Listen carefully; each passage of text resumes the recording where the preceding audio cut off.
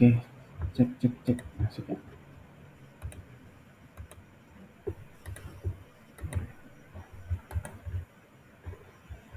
Oke, nah kita saat ini udah kelihatan kan ya?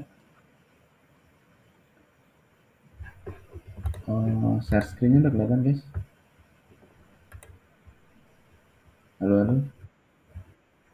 Nah, kita akan coba praktek ya gimana cara menggunakan Git ini gitu ya sebagai sistem kontrol apa namanya tadi? Lupa. Version control system gitu ya. Nah, kita akan menggunakan GitHub. Pertama kita buat repositorinya ya. Buat repositorinya gitu. Oke. Sini kita kasih nama belajar GitHub. Kita add me, terus kita create dari file. Nah, kita mau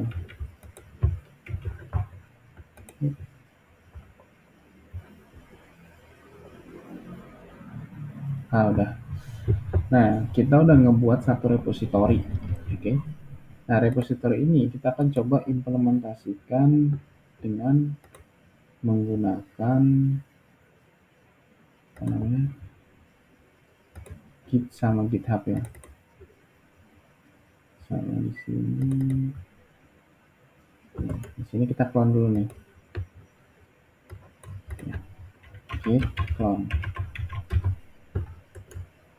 Kayak biasa ya. Kita mau repository ini kita cloning dulu. Nah, setelah cloning, kita akan buka di VS Code kita. Gitu. Oke, kita buka sini. Kita tunggu. Kurang gede ya? Udah cukup belum segini?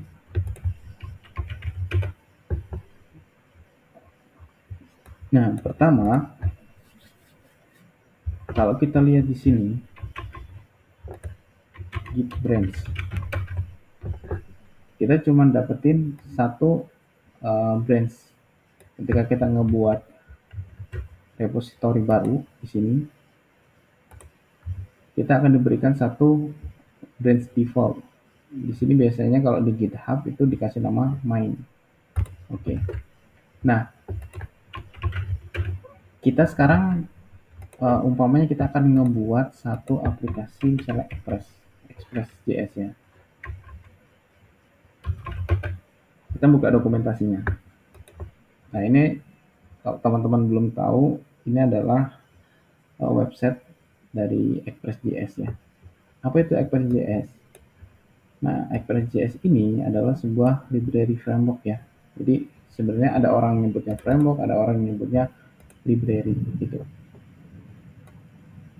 Jadi fungsinya apa dari Express.js ini? Kita akan ngebuat aplikasi backend ya. Jadi library yang dapat kita manfaatkan untuk ngebuat aplikasi backend gitu. Nah, kita mau setup pertama, kita mau setup aplikasi pertama kita.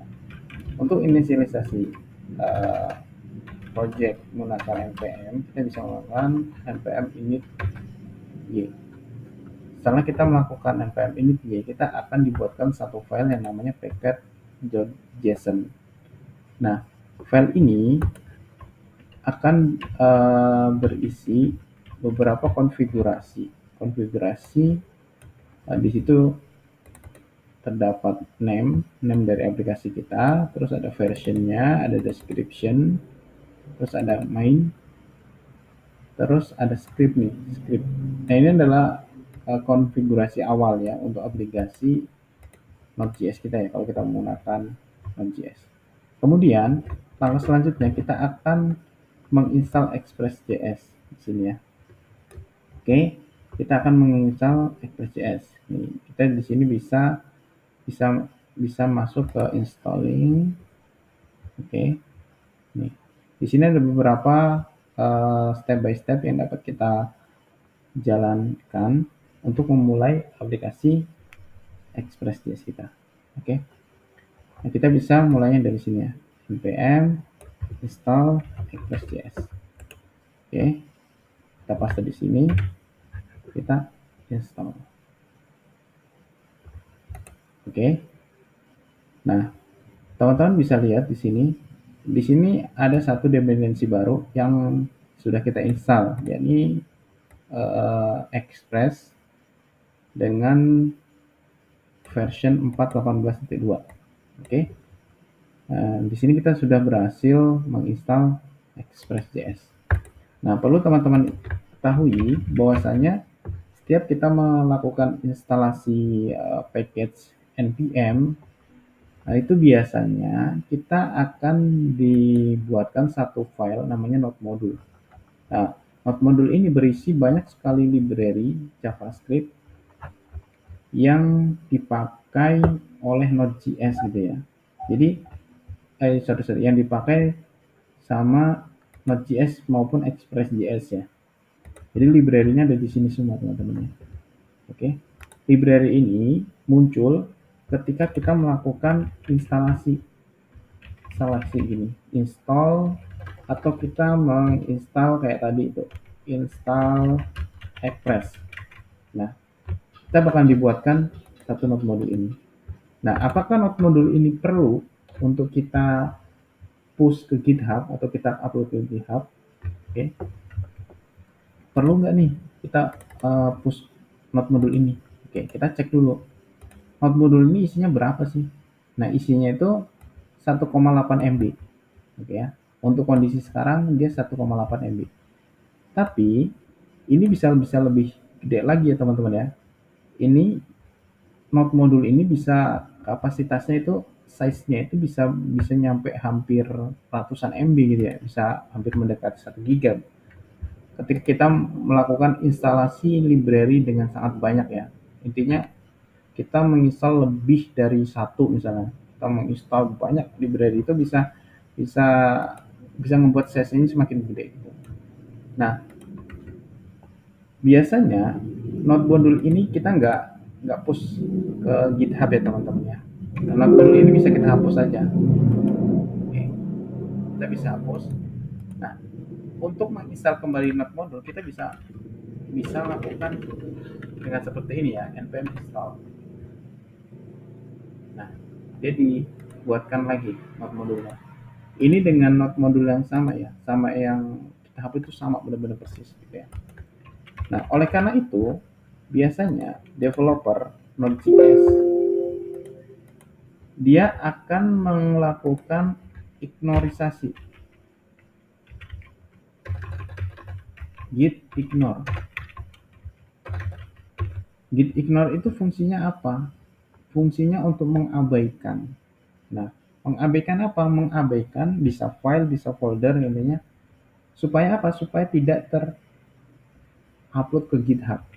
Nah, karena node modules itu sifatnya bisa di-download kapanpun, dan itu sifatnya bisa menghabiskan storage, artinya itu kapasitasnya benar-benar bisa membengkak gitu ya ukuran size-nya. Nah, kita bisa menggunakan git ignore supaya ketika kita melakukan push ke GitHub ini nggak bakalan diupload gitu. Ini bakalan diabaikan gitu. Dengan cara kita mendaftarkannya di sini ya teman-teman.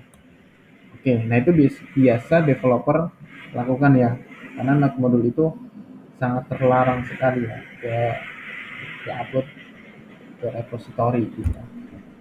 Nah, selanjutnya kita balik lagi ke Express.js. Kita sudah melakukan instalasi.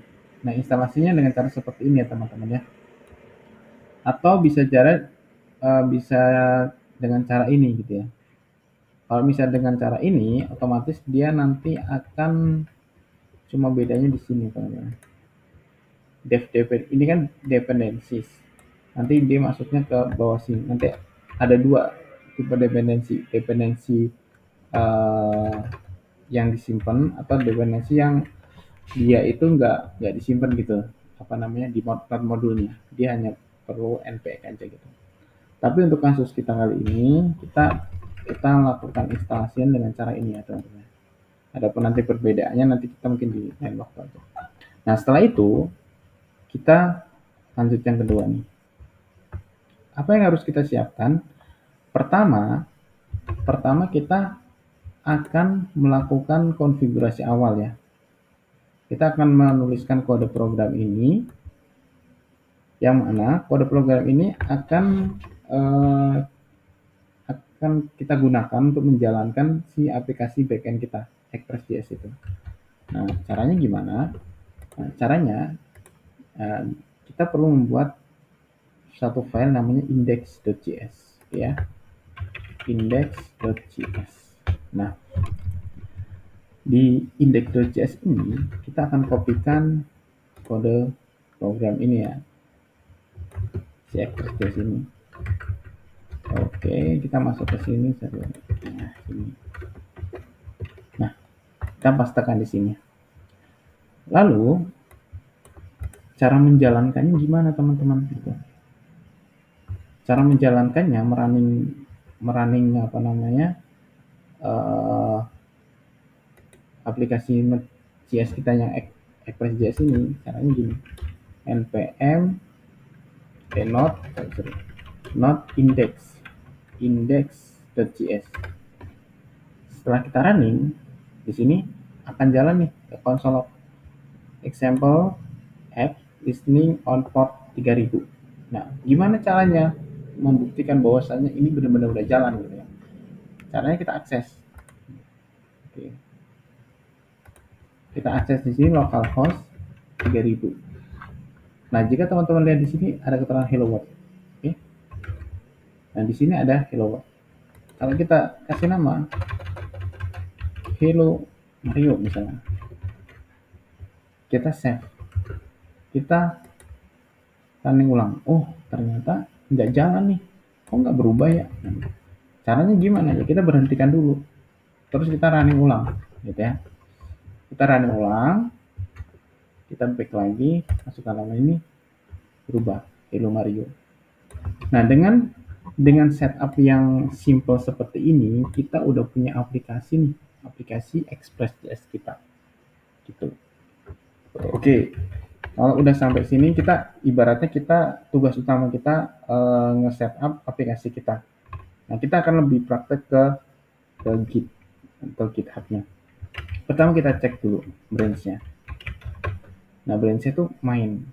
Nah, kita balik ke konsep yang tadi. Untuk inisialisasi project, Adim akan membuat repo, kemudian kita akan membuatkan branch main. Kita akan lihat di sini. Ini adalah branch yang dibuatkan oleh GitHub. Kemudian si Nadim ini akan membuat dev.key utility dari branch main. Oke, branch main kan masih kosong nih. Kita perlu push dulu. Nah, cara nge-pushnya gimana? Kita cek dulu statusnya. Oke, dengan menggunakan git status, teman-teman bisa melihat perubahan apa aja yang ditambahkan pada repository ini, gitu. Di sini ada git ignore, ada index.js, ada package.json, package.json, ada package.json. Nah, ini adalah 4 file yang kita tambahkan terbaru gitu ya. Nah, caranya gimana? Cara membuat commit dari 4 file perubahan ini, teman-teman bisa lakukan git add. Nah, dengan menggunakan git add, kita cek lagi, dia statusnya berubah nih, stage. Oke, ketika dia udah hijau, udah posisi di stage ini, kita bisa melakukan commit atau pesan yang akan dikirimkan gitu ya. Nah, pesannya apa?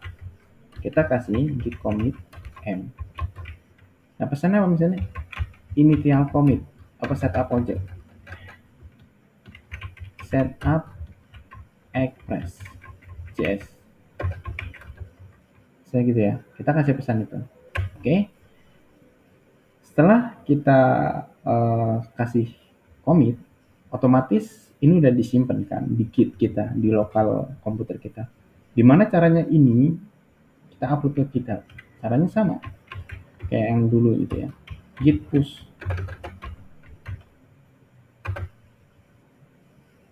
Dengan melakukan git push, otomatis kode kita akan di-upload ke branch main pada GitHub kita. Kita cek di sini. Oke, kita cek, kita refresh. Oke, nah di sini udah ada branch main. Oke, tugas Nadiem pertama berhasil, gitu ya. Dia ngebuat branch main, kodenya di-upload sini. Inisial install Express.js-nya. Oke, kemudian tugas selanjutnya, main ini akan dibuatkan seperti gini. Kita akan membuat 3 branch lagi. Ada dev, QA, ada UTT, ada release. Oke. Caranya gimana? Cara ngebuat branch ini ya kita buat di lokal lagi. Kita clear. Caranya gimana? Nah, kita cek dulu. Posisi kita di mana? Posisi kita ada di branch main. Kemudian dari branch main ini kita akan ngebuat 3 branch lagi, dev, utility, sama release. Oke. Nah, kita akan buat caranya gimana? Git checkout min b. Maksudnya apa checkout min b? Kita akan ngebuat branch baru dari branch main ini. Sorry. Kita clear dulu ya. Kita akan ngebuat branch baru dari branch main. Oke. Git checkout min b. Kemudian apa? Nama branchnya. Nama branchnya apa? Misalnya dev. Oke.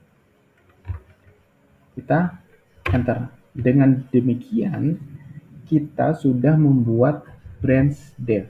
Branch dev itu dibuat berdasarkan apa? Berdasarkan branch main. Ibaratnya gini. Branch main ini di copy. Kemudian dimasukin ke branch dev. Dan kita kasih nama branch dev. Oke. Dengan seperti itu kita cek posisi kita di branch mana. Oh, posisi kita di branch dev. Nah, kita cek lagi di repository di GitHub kita. Udah ada belum branch dev? Oh, belum ada. Gimana caranya? Kita push dulu. Git push origin dev. Kita push. Oke. Nah, udah. Kita cek lagi di sini.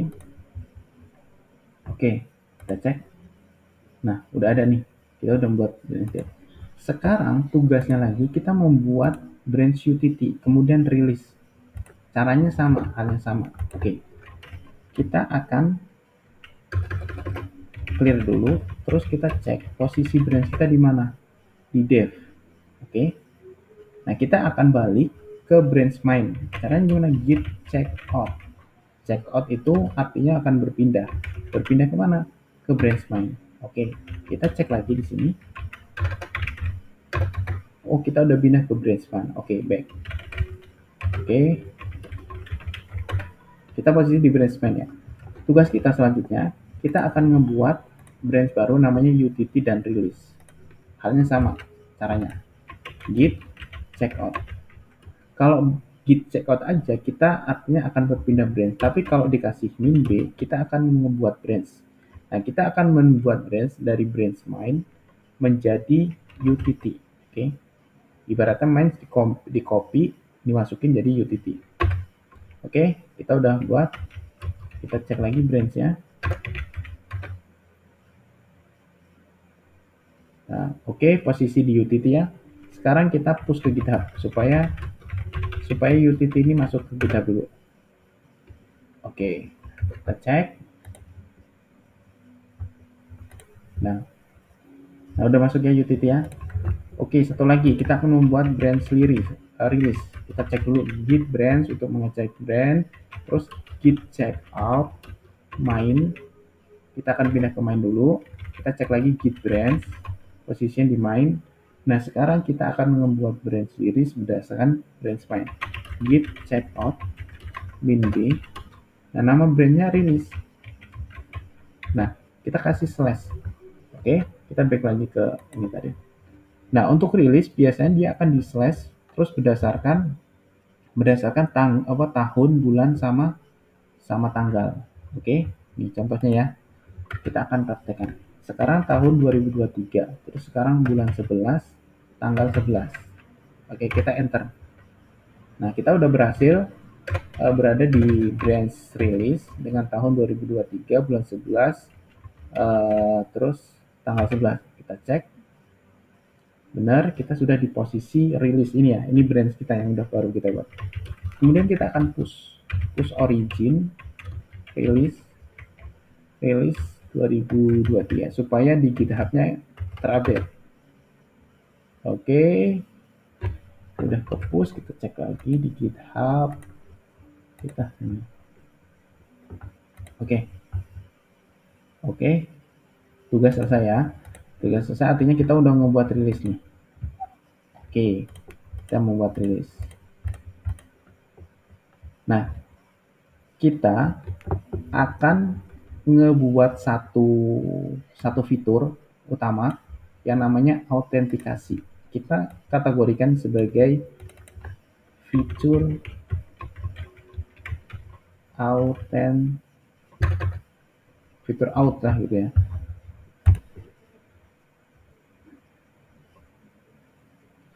Nah, 3 ini kita masukkan ke dalam kategori fitur autentikasi.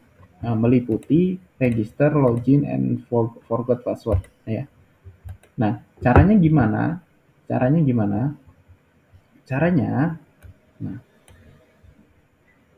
gini teman-teman, ini gue tambah satu lagi ya. Oke. Supaya ini bisa set. Jadi sebelum masuk, nah sebelum masuk ke dev, ketiga fitur ini kita akan satukan dulu di dalam fitur out ini ya. Oke, jadi nanti 3 ini bakalan di merge atau digabungkan di sini, setelah itu baru di push ke sini. Oke, jadi alurnya gimana? Alurnya kita back lagi ke codingan kita. Oke, di sini. Oke, di sini kita cek dulu git branch. Oke, kita akan membuat branch namanya feature /out. Kita akan balik lagi ke main dulu.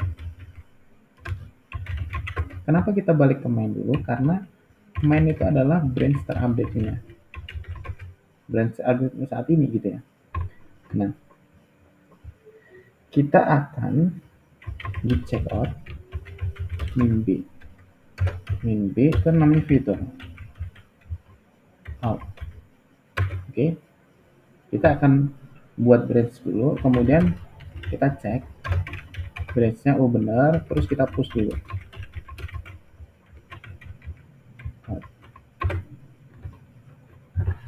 Kita push dulu branch out-nya. Oke, kita cek di sini. Nah, udah ada ya? Udah ada. Oke, udah ada nih. Nah, setelah itu tugasnya apa? Nah, tugasnya setiap developer di Mario Putra akan membuat branch masing-masing, di mana branch itu akan diawali dengan nama developernya, terus nama fiturnya, terus nama detailnya apa yang dikerjakannya gitu ya. Oke, umpamakan di sini pertama Nadim, ini umpamakan ya, Nadim kerja di laptopnya gimana gitu ya. Nah, Nadim dia akan ngebuat fitur berdasarkan fitur dev. Nah, fitur dev ini bakalan jadi patokan utama sekarang ya. Ketika developer mau ngebuat fitur baru, dia harus ngebuat branch berdasarkan dev QA ini. Oke. Pertama, si Nadim harus check out dulu ke branch dev. Oke. Setelah check out ke branch dev, artinya dia di posisi branch dev. Oke, kita clear dulu. Kemudian si Nadim akan membuat branch baru. Oke, akan membuat branch baru yang namanya Nadim, sesuai dengan namanya, slash ya, sesuai dengan ini ya, fitur forgot password. Fitur forgot password. Nah, nah, si Nadim ini udah ngebuat nih fitur forgot password gitu. Oke, setelah dia membuat fitur ini, dia nambahin fitur baru di sini, namanya forgot password. Kita tambahin ya, tambahin kode di sini, forgot password. Oke, di sini kita kasih nama forgot password. Ini umpamanya aja ya. Hasilnya kan forgot password nggak kayak gini, ini buat ngetes aja. Nah, dia nambahin nih si Nadim, nambahin kode di sini, namanya forgot password. Oke, kita clear dulu. Git status. Nah, fungsinya apa git status itu? Untuk melihat perubahannya itu. Nah, kalau di VS Code tuh lebih canggih ya. Jadi kita bisa mengubah perubahan, bisa ngecek perubahannya ada di sini. Di sini, terus klik ini. Nah, teman-teman bisa lihat nih ya. Yang tadinya kosong di sini udah ada kode baru nih, gitu. Kodenya akan ditandai dengan hijau gitu ya. Artinya ada kode baru yang ditambahin gitu. Nah, cara menambahkannya gimana? Setelah kita git status, ada keterangan nih, ada perubahan baru. Terus si Nadim akan add di sini. Add di sini artinya menambahkan kode yang ditambahkan ini ke dalam status staging gitu. Status staging di dalam git. Kemudian kita kasih pesan commit M. Pesannya apa? Menambahkan pakai bahasa Inggrisnya add develop aja, development feature forgot password. Oke. Nah, kayak gini ya, terus enter, kita cek di status, kita cek dulu. Oh, dia udah nggak ada commit lagi. Nah, sekarang setelah kita commit, kan udah nggak ada tuh ya, udah nggak ada. Nah, sekarang kita tinggal push, git push. Oke, nggak bisa, berarti kita cek dulu branch-nya, git branch untuk ngecek. Jadi git branch, git status gitu ya. Caranya nge-pushnya gimana? Cara ngirim ke GitHub. Ini ejazahnya aku jadi Nadim ya. Git push origin Nadim, nama branch-nya Nadim feature, ya kan? Fitur apa? Forgot password. Nah, aku push dulu nih. Nah, kodenya udah masuk ke GitHub nih, kita cek dulu di sini. Oh, bentar. Ini udah masuk ya. Kita cek di sini. Oh, ternyata nih, ada belum nambahin fitur forgot password. Kita klik aja misalnya. Apa aja nih yang ditambahin? Itu kan ya. Cek sini. Oh, ada sini. Oh, ada fitur baru nih forgot password gitu. Nah, teman-teman mungkin penasaran ya, ini forgot password ini fungsinya gimana gitu ya. Kita running dulu npm, bukan npm sih, not index.js. Terus kita copy ini ke dalam terminal kita. Tadi mana ya sini? Nah, nih, dia bakal ngambil forgot password. Gimana kok bisa seperti itu ya? Karena kita send forgot password gitu. Ketika ada URL ngakses ke sini, kita kasih feedbacknya pesan ini forgot password. Oke. Itu sekilas intermezzo aja ya. Maksudnya dari kerja Express.js. Kemudian ada developer lagi nih yang membuat fitur baru. Ya, fiturnya namanya login. Oke. Si Mario ini SSH-nya ini di laptop Mario ya. Anggap aja ini nggak ada. Nah, sebelum Mario nulis kode baru, Mario harus fetch dulu. Harus ambil dulu perubahan. Git fetch all. Artinya Mario akan download semua nih perubahannya. Nah, nanti kalau misalnya ada perubahan, biasanya di bawah ini ada keterangannya apa aja baru. Kemudian Mario cek dulu posisi dia di mana. Oh, posisi dia ada di branch ini gitu. Anggap aja ini nggak ada ya. Jadi Mario itu harus ngebuat branch baru yang dikasih nama ini sebelum nulis kode program. Nah, buatnya itu berdasarkan dari mana? Berdasarkan band dev. Oke, jadi Mario harus git check dulu dev. Jadi harus masuk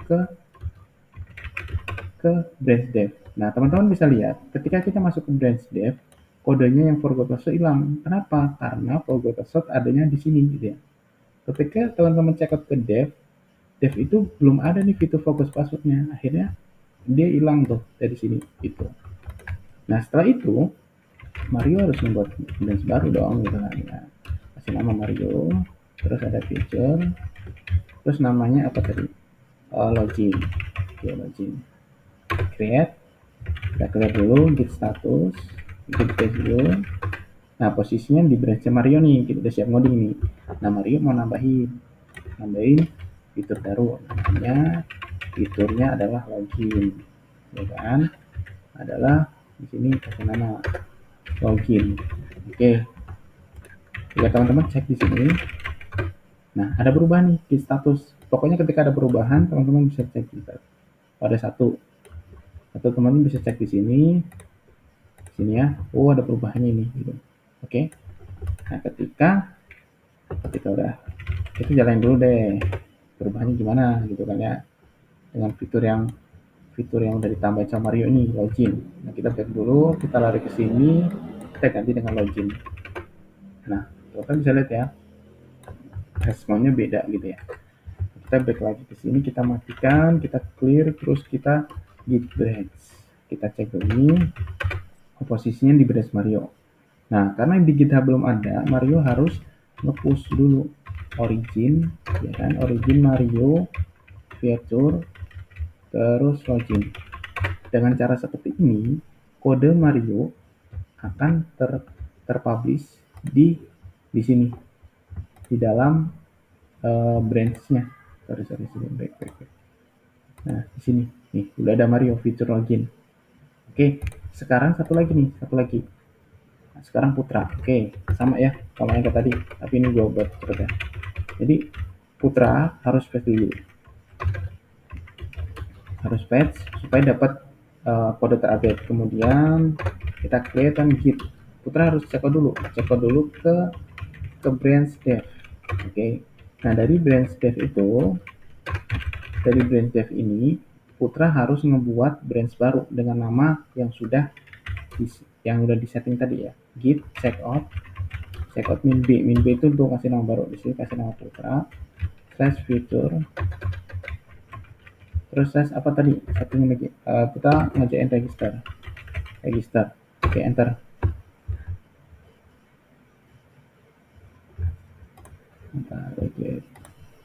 Oh, sorry, Mario tadi udah di commit belum ya? Belum di commit, sorry. Git branch, git checkout, enter. Mario belum di commit, sorry. Git checkout Mario. Kalau enggak teman-teman di sini nih, kalau pengen nggak usah ngetik set, ganti sini ke Mario. Terus oke, nah di sini kita lihat kodenya di sini berubah. Kita clear dulu git status. Jadi lupa nih belum ditambahin dari git add, git commit, nm development creator login. Terus kita hapus login Mario creator, terus apa tadi login.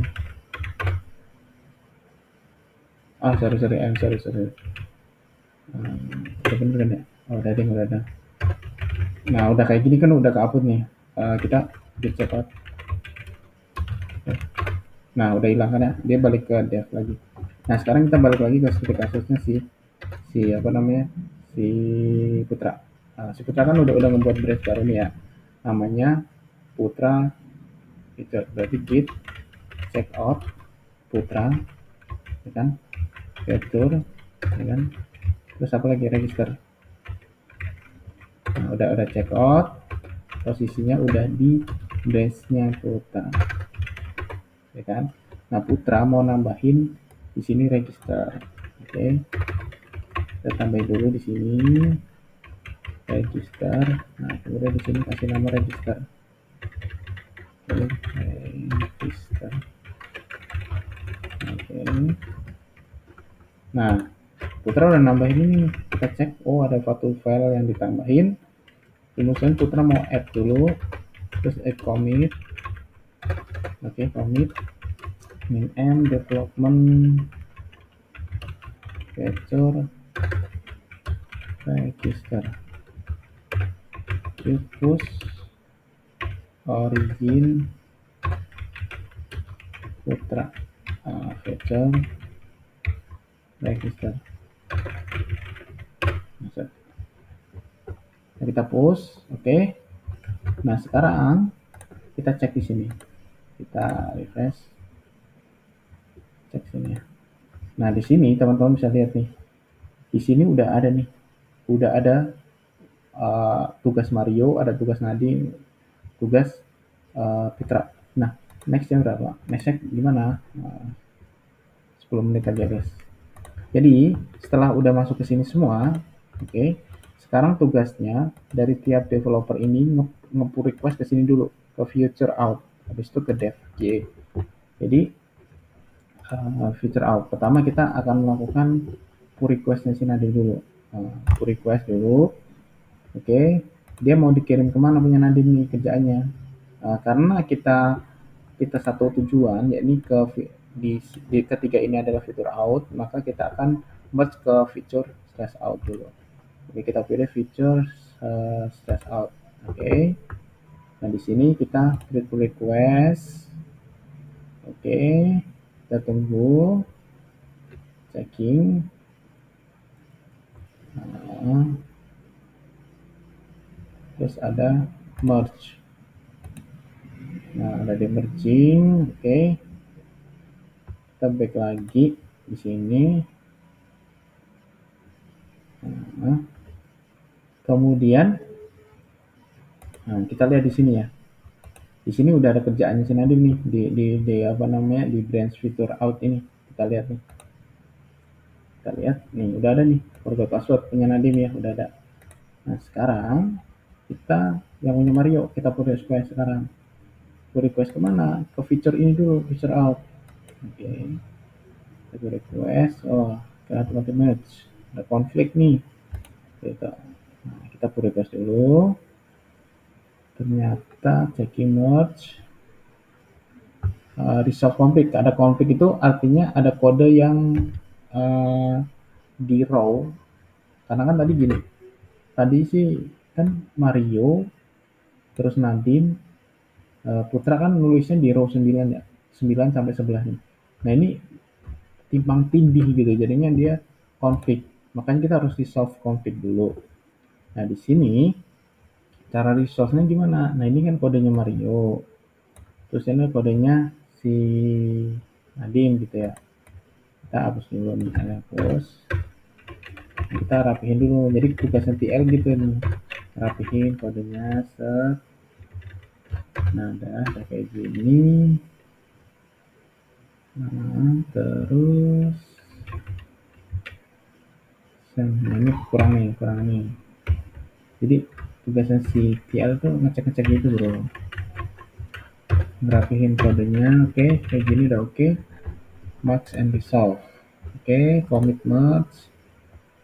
Nah, setelah itu nih, kita cek lagi ada konflik enggak. Nah, udah nggak ada nih, kita gabungin. Nah, jadi tiap-tiap developer harus digabungin dulu ke fitur utama. Jadi ibaratnya ini utamanya nih, ini fiturnya. Oke.